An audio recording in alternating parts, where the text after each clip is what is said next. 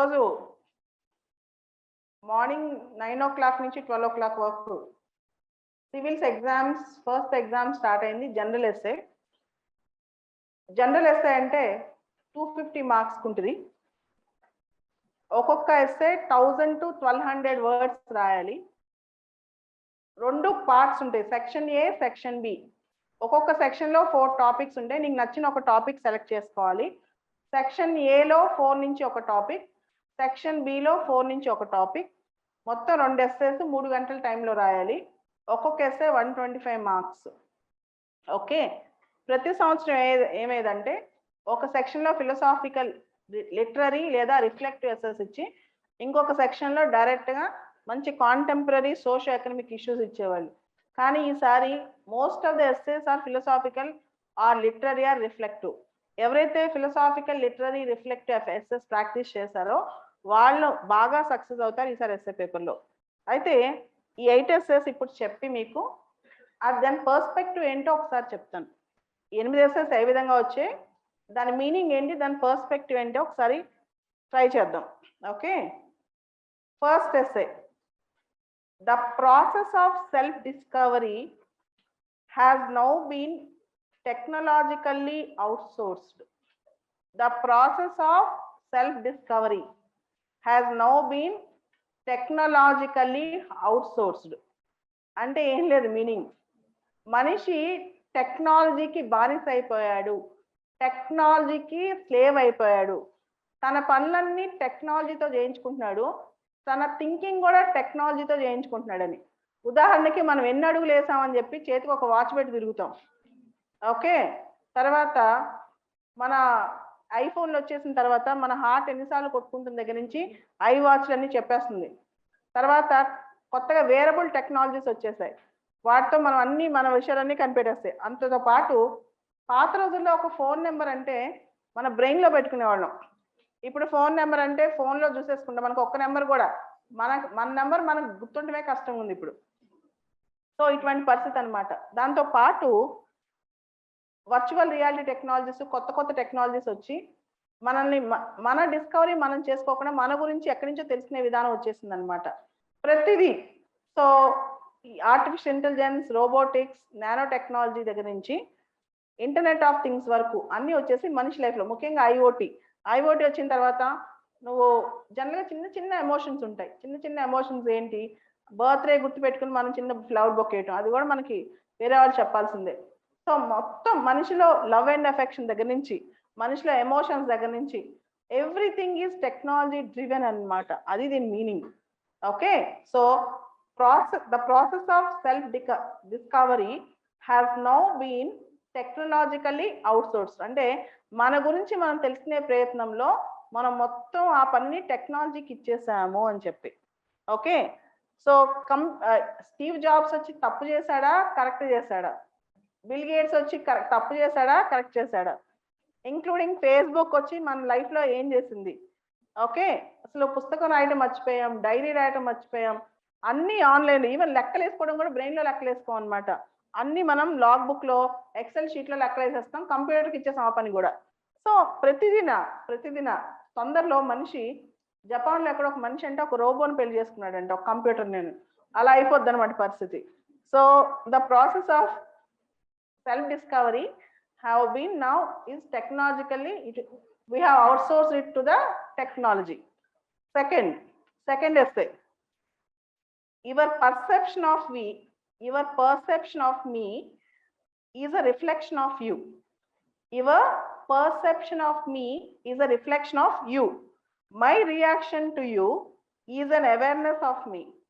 My reaction to you is an awareness of me. అంటే నువ్వు నా మీద నీకుండే ఒక పర్సెప్షన్ అనేది, అది నీ మీద నీకుండే రిఫ్లెక్షన్. అంటే అర్థం ఏంటంటే నువ్వు పక్కవాడిని ఏ దృష్టితో చూస్తున్నావు అనేది అది పక్కవాడి క్యారెక్టర్ కాదు, నీ క్యారెక్టరే. Okay. Your perception of me is a reflection of you. నువ్వు మదర్ తెరిసాలో మంచి చెతకొచ్చు, చెడు ఎతకొచ్చు. తెలుగులో ఒక సామెత ఉంది, పచ్చ కామెర్ల వాడికి లోకం అంతా పచ్చగానే ఉంటుంది అని.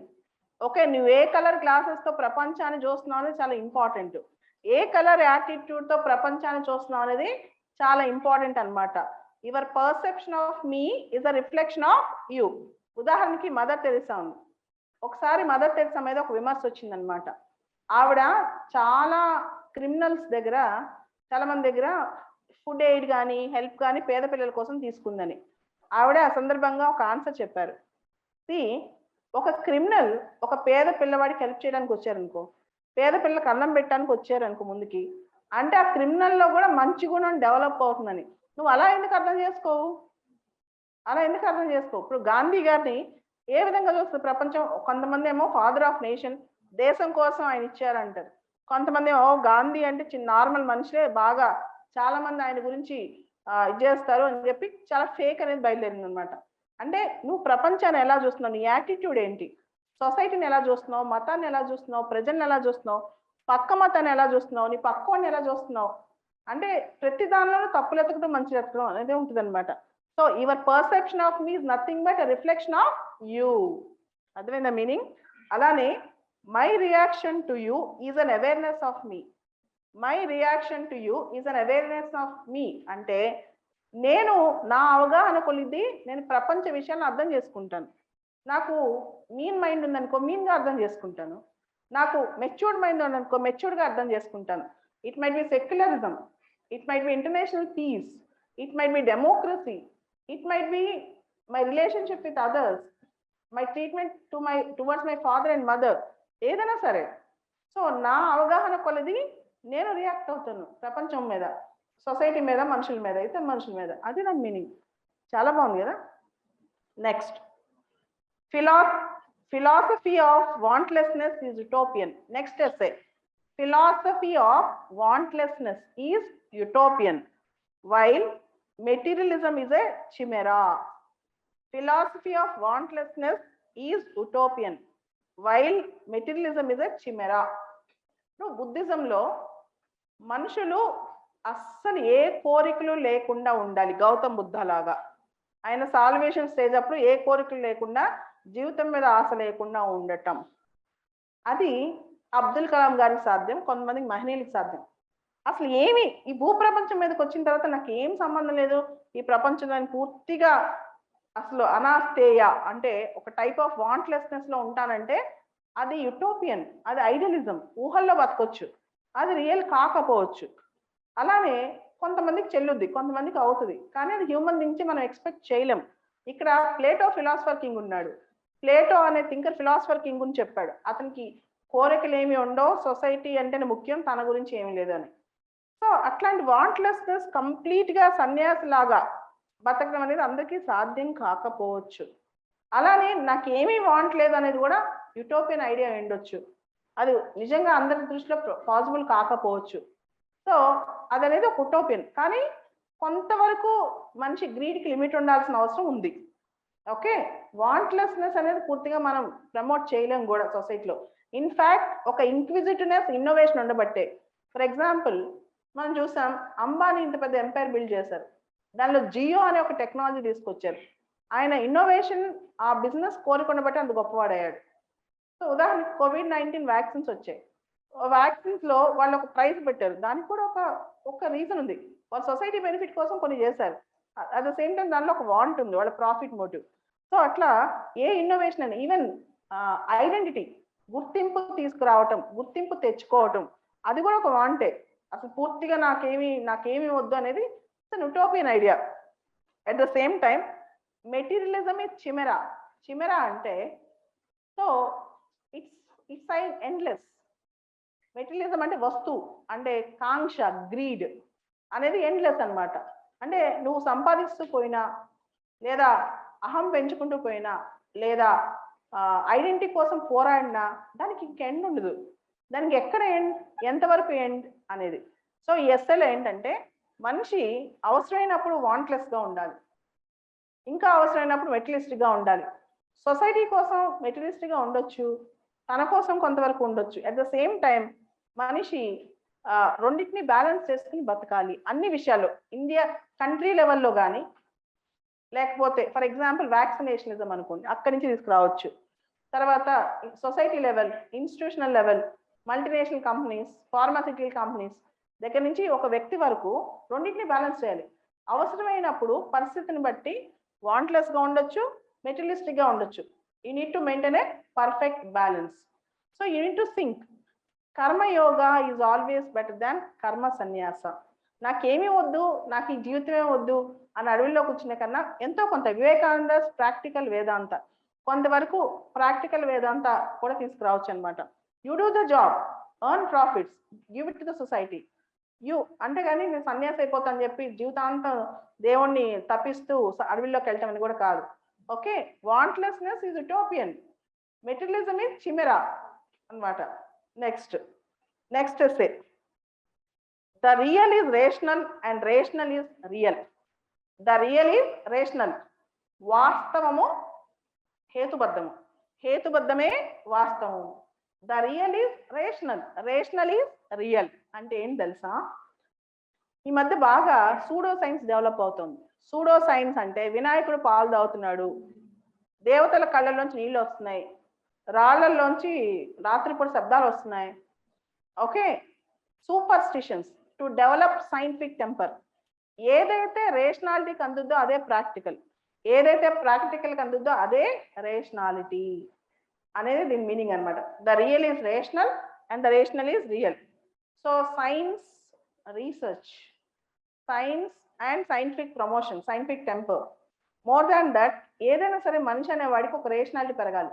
ఇక్కడ ఎంఎన్ రాయ్ గురించి రాయొచ్చు, ఒక్కోసారి రాడికల్ హ్యూమనిజం రేషనాలిటీ ప్రమోట్ చేస్తూ.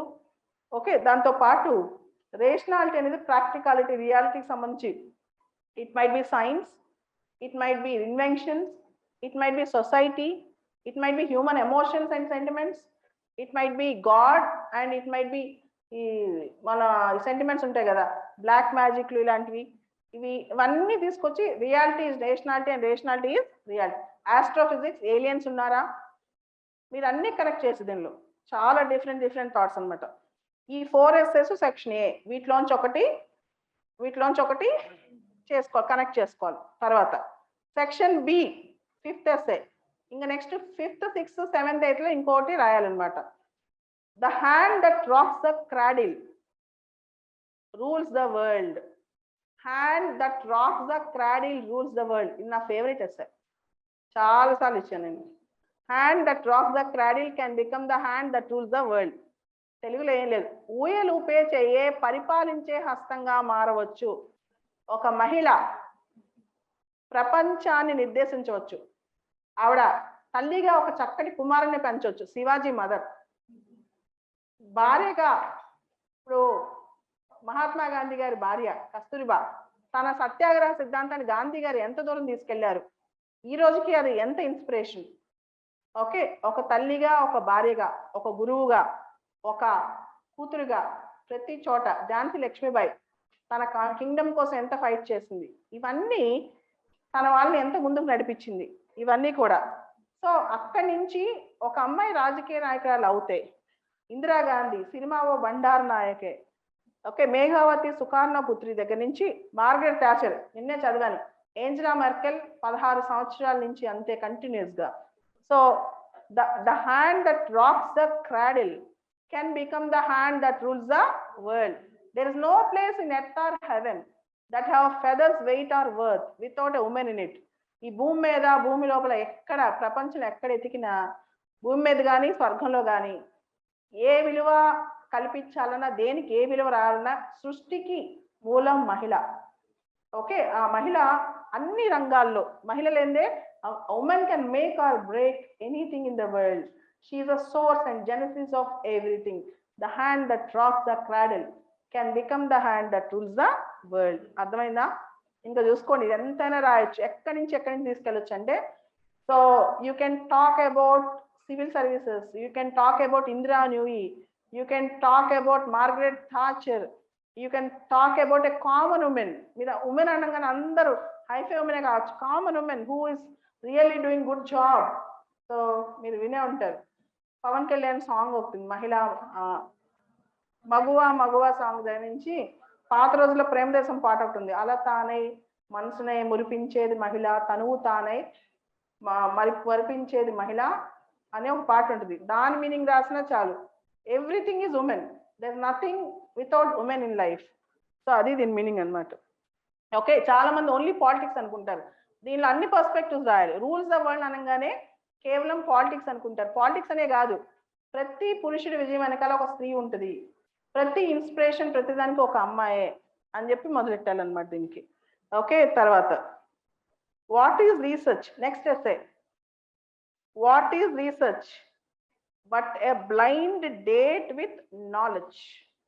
What is research but A blind date with knowledge? అసలు రీసెర్చ్ అంటే ఏంటి? రీసెర్చ్లో మనం రీసెర్చ్ చేసి చాలా కనిపెడుతుంటాం, దానిలో నాలెడ్జ్కి సంబంధించి మనం కూర్చుని దాంతో మనం మన లైఫ్ అంతా మన టైం అంతా స్పెండ్ చేస్తుంటాం. Research is nothing but we're sitting with human knowledge. ఇక్కడ ఏమేంటి అన్ని ఆస్ట్రోఫిజిక్స్ కావచ్చు, it might be a small research of genetic engineering కావచ్చు, it might be research in politics కావచ్చు, ఏదైనా సరే we're passing our time, we're spending our time and we are giving complete time to knowledge. Blind date with knowledge. What is research? It's a blind date with knowledge. Next essay, 7th. History repeats itself. First as a tragedy, second as a farce. History repeats itself.